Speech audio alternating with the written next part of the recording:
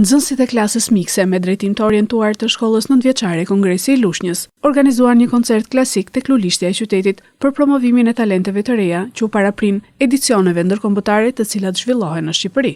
Gjithashtu artistët e vegjël dhanë edhe mesazhin për bashkëmoshatarët e tyre që të afrohen pranë instrumentave si piano, violina e të tjerë. Ky është një aktivitet i radhës, por ashtu sepse nxënësit e klasës mikse me drejtim të orientuar artistik të shkollës Kongresi i Lushnjës këtu në Lushnjë japin shumë koncerte të karakterit klasik, e cila është edhe një institucion për të gjithë fëmijët e qytetit të afrohen me instrumentat e bukur klasik si violina, piano, violoncelli, kitarra, viola.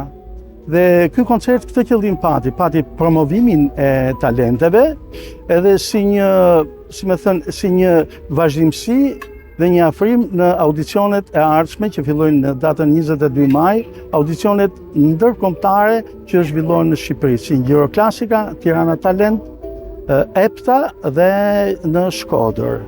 Interpretimet e bukura dhe plot ndjenjë të pjesëve klasike nga artistët e talentuar emocionuan prindrit, mësuesit, fëmijët e qytetarët që ndoqën koncertin. Të pranishëm në këtë eveniment ishin edhe Ministri i Financave Petrit Malaj dhe Drejtoria e Zyrës Arsimore Lushnjë Zenjola Hoxha.